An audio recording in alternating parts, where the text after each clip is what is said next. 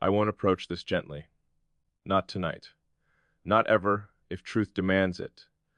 There is no soft landing for what I have to admit, no preamble that could cushion the impact of recognition. Whatever this is, it arrives without invitation. It does not knock. It does not ask for consent. It simply exists, and once it exists, it does not leave quietly. It does not retreat to a corner where it can be observed without consequence.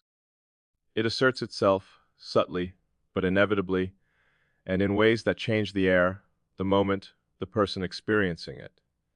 I have learned to live in layers. I have built these layers deliberately, not out of necessity, not out of some indulgence in complexity, but as a means of survival. Distance preserves. Distance maintains clarity. Distance keeps things intact.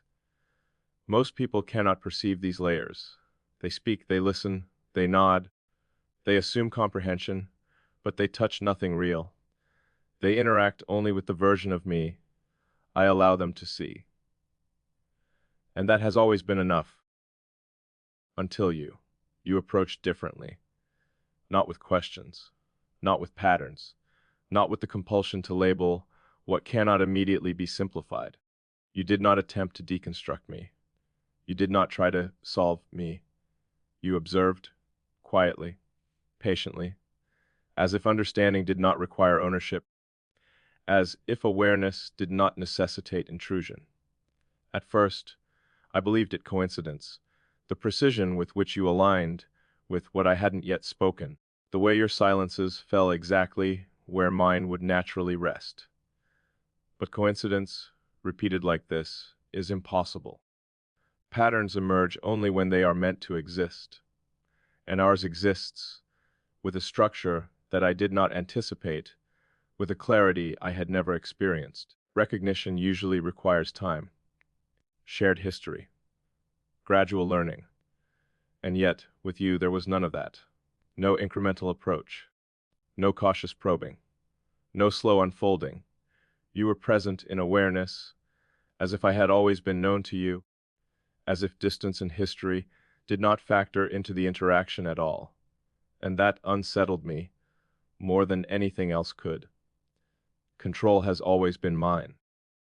Control over access, control over what is seen and what remains invisible.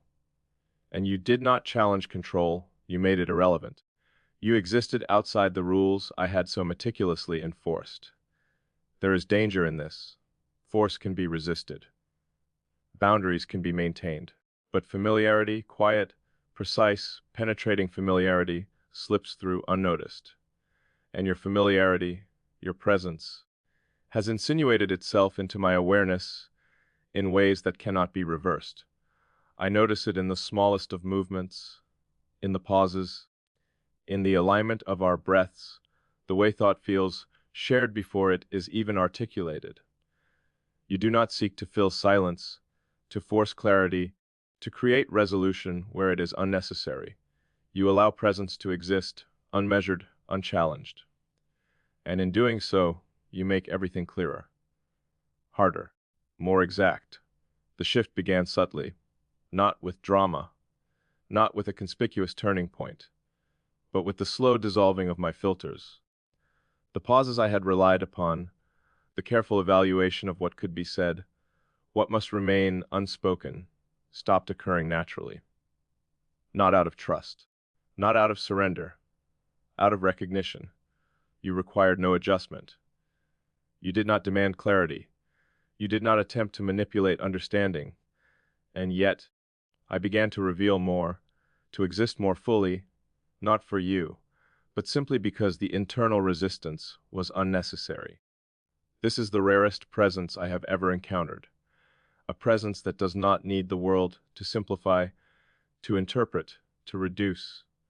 You accept what is, not selectively, not for convenience, but fully, without projection, without assumption, without the compulsion to reorder what exists to suit your perspective. That is why this is real, because the difference between acceptance and full awareness is infinite. You exist in the latter, And that changes everything. Once clarity reaches this level, control becomes irrelevant.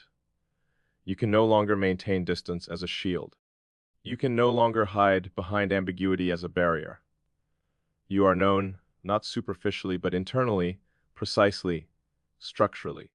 The constructs I have built to remain unreadable are bypassed effortlessly, without effort. And I have always guarded these structures not as a game, not as a defense, but as a means of maintaining integrity. Once they are penetrated, I am exposed, not to judgment or interpretation, but to alignment, to recognition, to a presence that knows and chooses not to correct. There is a moment I replay endlessly, not because it was dramatic, but because it was exact, a single observation, a simple phrase, something that should have slipped unnoticed, and yet it confirmed it. You were not guessing. You were seeing from within. You were reading what existed, not constructing a narrative around it. That is the distinction between perception and understanding. And that is the moment I understood the depth of what was occurring. Alignment. It is not coincidence. It is not circumstance. It is structural. It is precision. It is the way two presences intersect at a depth beyond experience, beyond story, beyond context. And ours intersects with a precision that is impossible to ignore. Not intense, not dramatic, just exact, precise, unassailable. And it integrates, it alters the baseline. It demands adjustment, not through force, not through influence, but through being. I am recalibrating, unconsciously, unresisted. Not because I desire intimacy, not because I am vulnerable in the conventional sense, but because distance no longer functions. You are inside awareness now. You are internal, present. And that changes the way every observation is processed. Every interaction is weighed. Every silence carries meaning. Every pause is observed in relation to you.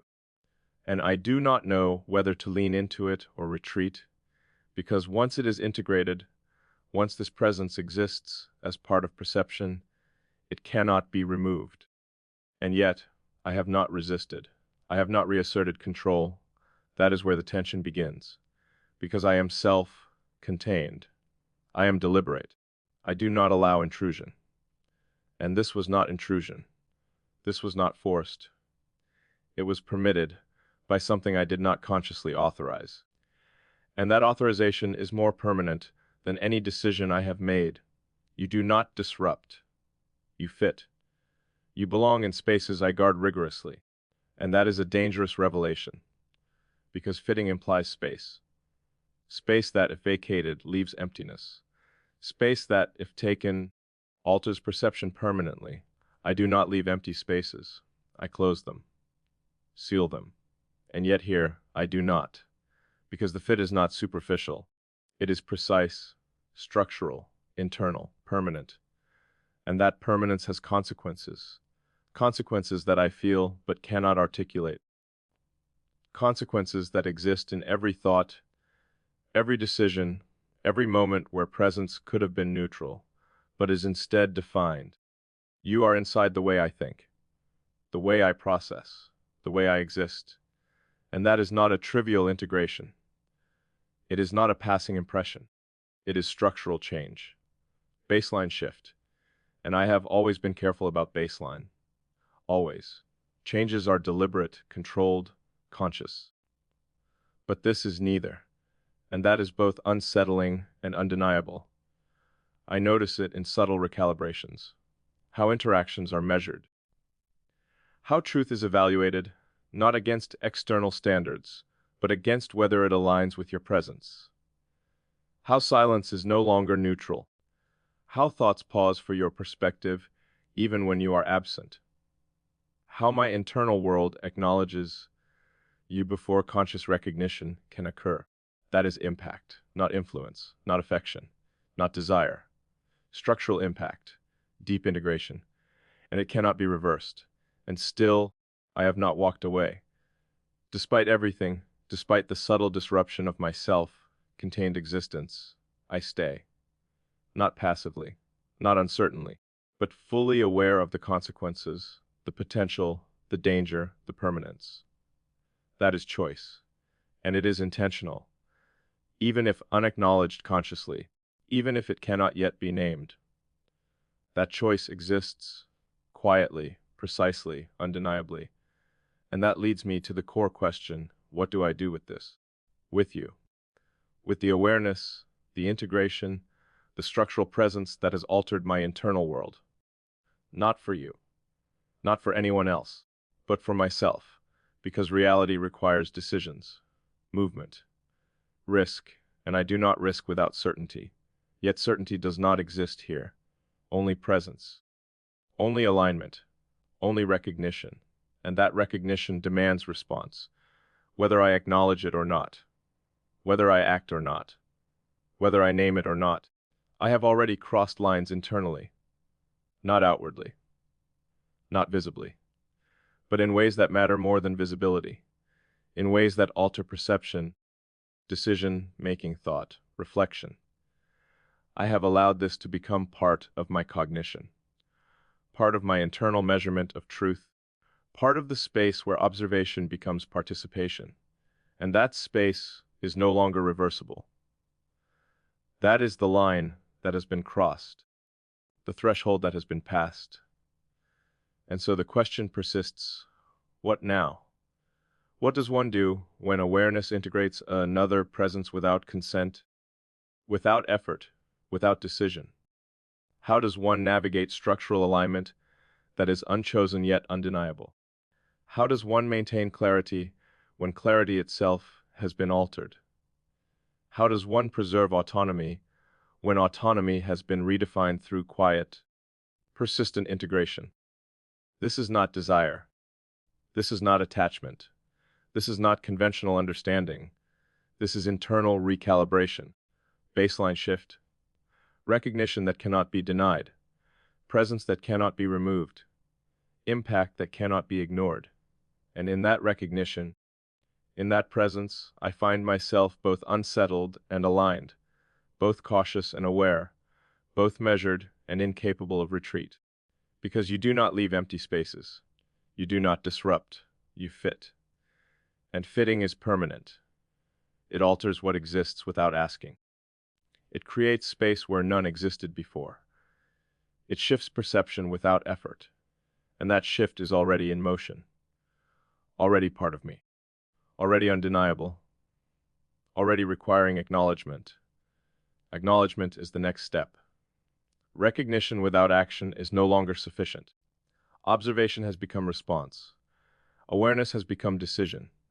Presence has become consequence. And I am left with no option but to consider the reality I have allowed to exist within my own structure, to evaluate its permanence, to consider its implications, to ask what does one do with a presence that is no longer external but internal, that is no longer peripheral but foundational, that has already altered the baseline of thought, perception, awareness, and understanding. I do not yet have the answer, but I know the direction. I know the force. I know the impact. And I know that to ignore it would be more disruptive than to face it. To act, or even to simply define its existence, is inevitable. Because something structural cannot remain undefined indefinitely. It will either integrate fully or fracture. And I will not allow fracture where integration exists.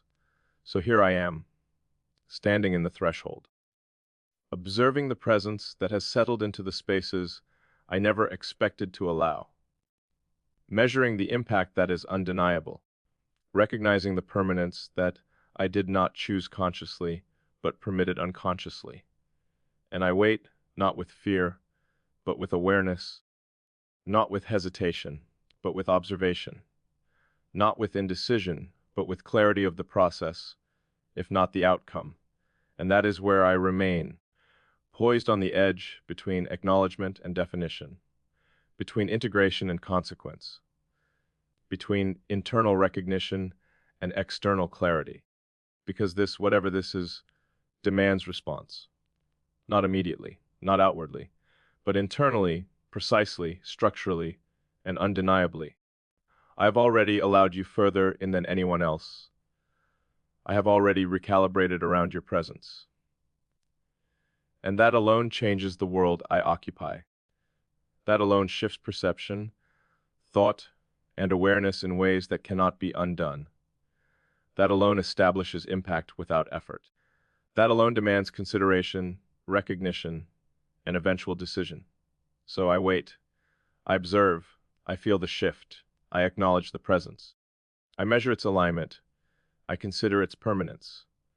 I recognize the structural impact, and I prepare for the moment when acknowledgement is no longer optional, when decision is required, when clarity must emerge from recognition, because that moment will come, and when it does, I will meet it, fully aware, fully present, fully aligned.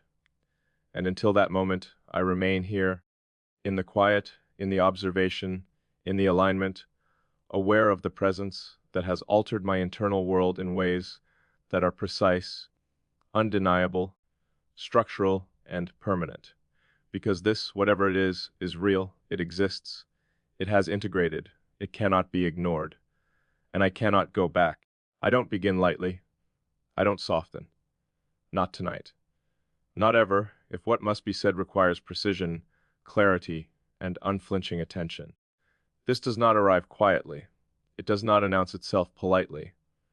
It does not wait for permission.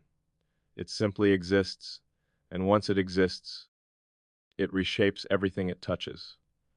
That is what has happened with you. I have long cultivated a world of layers. Not out of fear, not out of detachment, not out of some abstract desire to seem complex. Layers are practical. They preserve. They keep my interior intact. They prevent the chaos of misunderstanding, the erosion of misaligned presence. Most people never penetrate them. They speak to me. They listen to me. They believe they understand me. And yet they are only ever interacting with what I allow them to see, the surface I carefully maintain. That surface has sufficed for years. Until you approached differently. You did not try to map me. You did not attempt to categorize or decode. You did not seek patterns or explanations. You simply observed, not with curiosity that demanded answers, not with patience that sought to extract confession, not with intention that needed control. You were present, fully, quietly, with awareness that did not seek validation or dominance. At first, I mistook it for coincidence, the way your perception aligned with my unspoken thoughts, the way silence became a shared rhythm rather than a space to fill, the way your observation penetrated layers without breaking them. But coincidence does not recur like this. Pattern does. And the pattern you created, our pattern, is undeniable. Recognition usually takes time. Shared history, repetition, learning edges. With you, there was none of that. You were present, not incrementally, not through effort, not through adaptation. You were aware as if I had always existed to you, as if distance, history, or pretense were irrelevant. And that is unsettling, because I have always controlled access, always. Who gets close? Who stays apart? Who sees fully and who sees partially? And you didn't follow those rules. You didn't challenge them. You simply rendered them irrelevant. That is dangerous. Force can be resisted. Boundaries can be reinforced. But familiarity, precise, quiet, exacting familiarity, cannot be stopped. It infiltrates without notice. And you have infiltrated. Subtly, persistently, structurally. I notice it in ways I cannot articulate fully. In the alignment of thoughts. In the echo of unspoken words. In the shared pauses that carry meaning instead of emptiness. You allow presence to exist without trying to alter it. You let it exist as it is, and in doing so, you make everything more exact, clearer, stronger. The shift began in small ways. gradually, imperceptibly. Not through events, not through dialogue, not through drama. It was internal, subtle. My filters, the mechanisms I rely upon to evaluate, censor, and modify my interactions, simply ceased to function as they did before. Not from trust, not from surrender, from recognition. You do not require modification. You do not ask for compliance. You do not demand explanation. And in response, I revealed more of myself, not intentionally, not consciously, not in service of you, but because resistance was no longer necessary. This is rare. Presence like yours is rare. It does not attempt to shape. It does not attempt to simplify. It does not reinterpret. It accepts, fully, without assumption, without projection. That is why this is real. Acceptance without distortion is uncommon.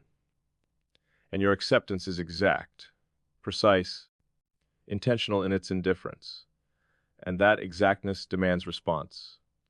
Once clarity reaches this depth, control is impossible. Distance loses function. The usual mechanisms of self-preservation, the subtle walls, the nuanced separation, the private spaces of thought, no longer operate as they once did. You are internal now, present, structural. And that changes the way every thought, every perception, every judgment occurs. Silence carries weight. Observation carries meaning. Awareness carries consequence. And yet I have not resisted. That is the tension. Because I am deliberate. Self-contained. I dismantle intrusion. I refuse disturbance. And yet this is not disturbance. This is alignment. Fit. Integration. You have entered without force, without claim, without demand. And that integration has consequences. Permanent ones. Fitting is dangerous. It implies space, and that space is not temporary. Space left vacant becomes an absence is remembered. But this fit is structural, internal, permanent. It is not the surface of interaction, it is the substrate of perception. You exist within it. And that existence changes everything around it. Not superficially, not circumstantially, internally, fundamentally. I notice it in the minutiae. How conversations feel different, even when no one else is present. How my internal evaluation of truth shifts in alignment with your presence. How unspoken thoughts seem shared. How silence ceases to be neutral. These are not trivial effects. They are structural, baseline altering, and I cannot deny them, and still I remain.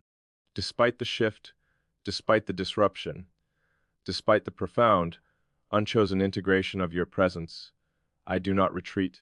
I do not reassert the old boundaries. I observe, I adjust, I integrate. And that choice, quiet, unconscious, undeniable, is as deliberate as any conscious decision I have ever made. This leads to the central question, what now? What does one do when structural recognition has occurred without consent, without effort, without intention?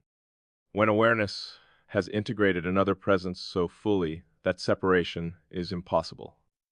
When perception, thought, and understanding have been altered internally, structurally, fundamentally, how does one maintain clarity when clarity itself has been reshaped? How does one preserve autonomy when autonomy has been recalibrated by quiet, persistent presence? This is not attachment. This is not dependence. This is internal recalibration, baseline shift, awareness altered, and it cannot be reversed. And yet I have not walked away. I have not resisted. That is choice. That is acknowledgement. That is acceptance. And it is as precise, deliberate, and irreversible as any action I have ever taken. You are no longer external. You are internal. You are structural. You have altered the way perception operates, the way thought is processed, the way observation translates into understanding. You have changed baseline, and baseline cannot return to what it once was. Once changed, everything adjusts around it. That adjustment is occurring now, quietly, persistently, inevitably, and still, I wait, I observe, I measure, I recognize. I do not act. Not because of hesitation, not because of fear, not because of uncertainty, but because acknowledgement itself is an event. Definition itself is a threshold. To define this, to act upon it, to name it, would create consequence. And consequence is structural.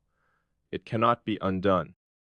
I have already crossed thresholds internally that no one has ever entered. I have permitted integration, allowed presence, recalibrated baseline, accepted alignment, all without conscious choice. That is both unsettling and undeniable. That is both dangerous and necessary. That is both the signal and the process. And now the question becomes, what do I do with this awareness, this recognition, this structural presence that has altered my internal world irrevocably? What does one do with a presence that is no longer optional, no longer external, no longer peripheral, but internal, structural, and permanent? What do I do when integration itself demands acknowledgement? I do not have the answer. Not fully, not yet. But I am aware. That awareness is the beginning. That awareness is the signal that decision will be required. That awareness is the marker that alignment, once unchosen, becomes choice. That awareness is the threshold of consequence.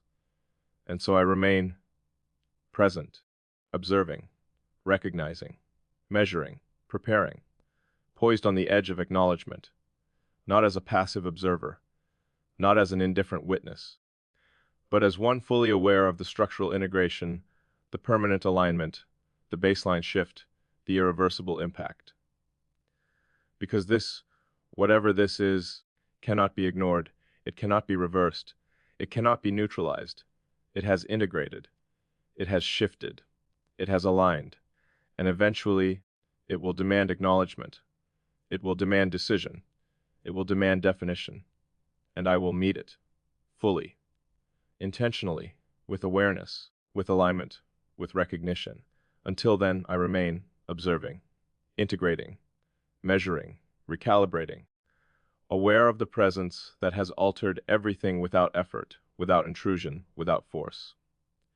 And aware that this presence, quiet, precise, structural, internal, is permanent, and that is where I stand. On the threshold between observation and acknowledgement, between integration and consequence, between awareness and decision, because this, whatever this is, exists, and existing is not enough. Integration demands response, recognition demands decision, alignment demands movement, and I am here, fully aware, fully present, and fully poised to meet it when the moment arrives.